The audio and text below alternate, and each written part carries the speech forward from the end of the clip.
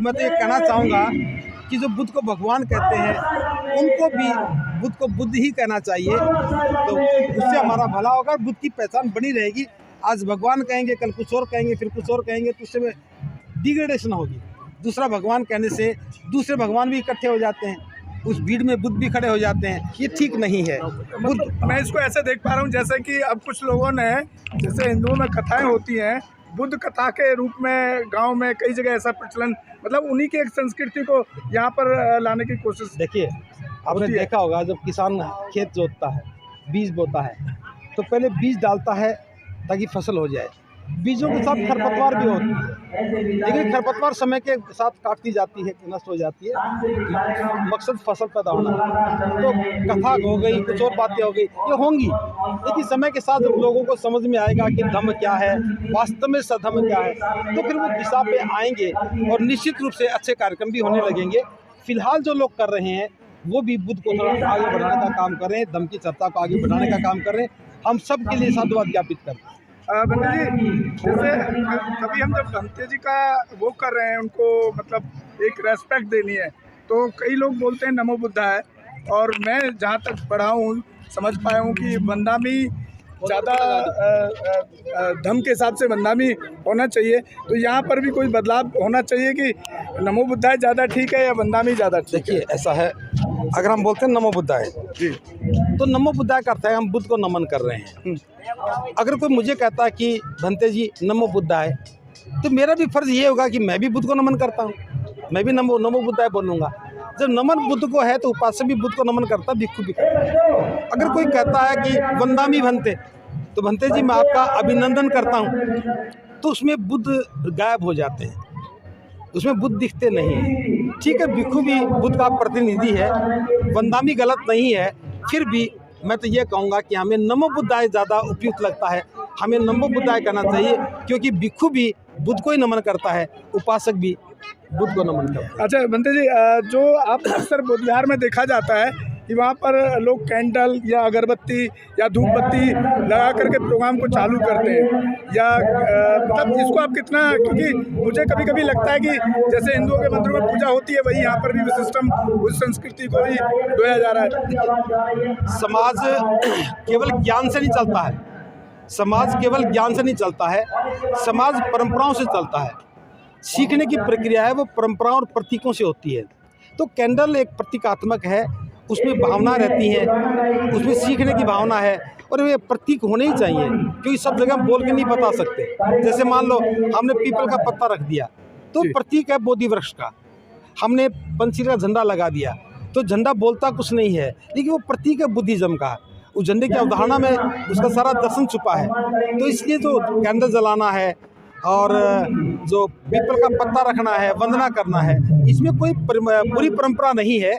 और ये तो हर समाज की अपनी ट्रेडिशंस होती हैं, एक पीढ़ी से दूसरी पीढ़ी तक प्रतीक भी, ट्रेडिशंस भी ट्रांसफ़र होते हैं, तब करना ही चाहिए। लेकिन मेरे हिसाब से बुद्ध जो है उन्होंने तो ईश्वर को नकारा है। जो उनको खीर वाला जो कहानी है, आई थिंक वो सभी समाज जानता है।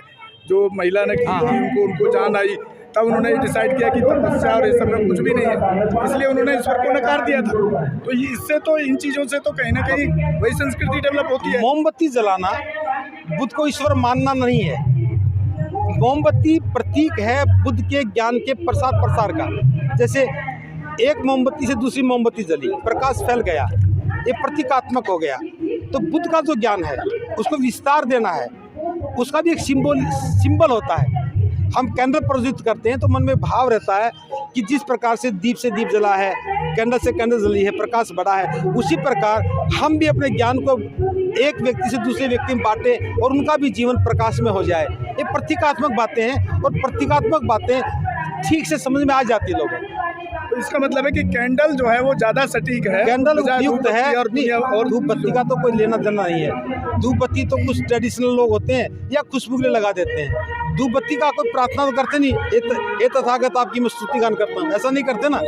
बुद्धिज्म में कोई आरती नहीं है, कोई स्तुति गान नहीं है। बुद्ध के सामने बैठ करके हम 5 शील ग्रहण करते हैं, संकल्पित होते हैं, बुद्ध के धम्म के संघ के गुणों को समझते हैं कि बुद्ध में ये गुण है, धम्म में ये गुण है, संघ में ये गुण है। तो ये प्रतीकात्मक चीज़ें हैं और वंदना और पूजा में बहुत अंतर है। सारा समय मुख्य अतिथियों का सम्मान करने में, मुख्य अतिथि का भाषण सुनने में, इसी में लग जाता था। तो धम्मभूमि के प्रयासों से अब पूरे देश में एक विचार स्थापित हुआ है, कार्यक्रम चाहे छोटा हो चाहे कार्यक्रम बड़ा हो, हमें अपने लक्ष्य को निर्धारित करके सुस्पष्ट मार्ग पर चलना चाहिए। और धम्मभूमि इस समय सभी लोगों को सुस्पष्ट मार्ग प्रशस्त कर रही है। अक्सर ये देखा जाता है कि बहुजन समाज की बात करते हैं लोग और महापुरुषों की बात भी करते हैं, लेकिन जब हम बुद्धम की बात करते हैं तो बुद्धम की तरफ झुकाव बहुत कम नजर आता है। इसके लिए क्या प्रयास रहे? उसका कारण यही है कि लोग बुद्ध की ओर प्रेरित नहीं हुए, क्योंकि सही नेतृत्व धम्म का नहीं था।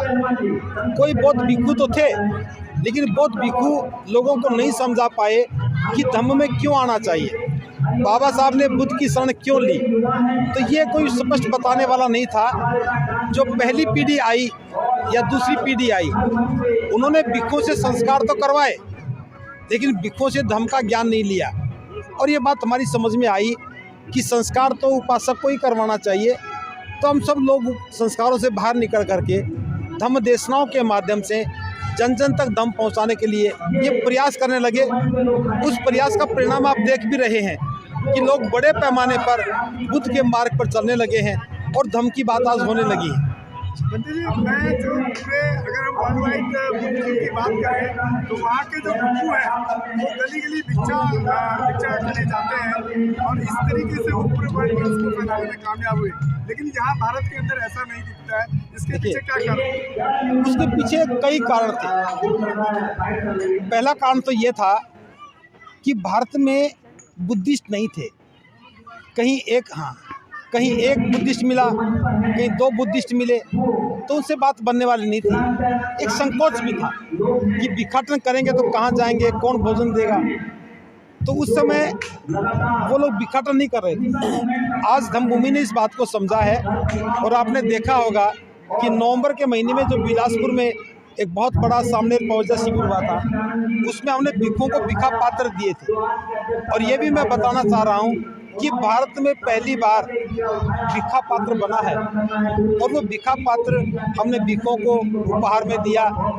इसके साथ साथ अभी कल ही जयपुर में 17 भिक्षुओं को भिक्षा पात्र और चीवर दान किया। तो हमारा प्रयास है कि सारे भिक्षुओं के पास भारत का चीवर हो, उनके हाथ में पात्र हो और वो भिक्षाटन करके आजीविका मतलब भोजन की व्यवस्था करें। और निश्चित रूप से अब कुछ भिक्षु इस काम को करने लगे हैं और जो सबके पास पात्र आएगा, आज बड़े पैमाने पर बौद्ध भी हैं, तो भिक्षाटन समस्या नहीं रहेगी। वो हमसे बहुत आगे हैं, इसलिए वो ये काम कर रहे हैं। भारत के लोग थोड़ा पीछे थे, देर से सही, लेकिन सही शुरुआत भारत में हो चुकी है।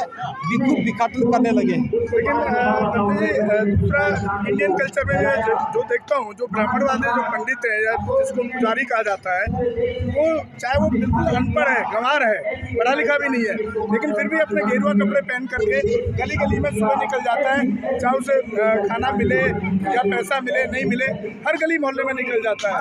तो शायद ये कारण है कि उनका ज़्यादा वर्चस्व बढ़ते चला गया और हमारे भिक्षु गली गली जाने का काम नहीं करते हैं। ऐसा नहीं है, उनकी संख्या ज़्यादा है, भिक्षुओं की तुलना में उनकी संख्या कई गुना ज़्यादा है।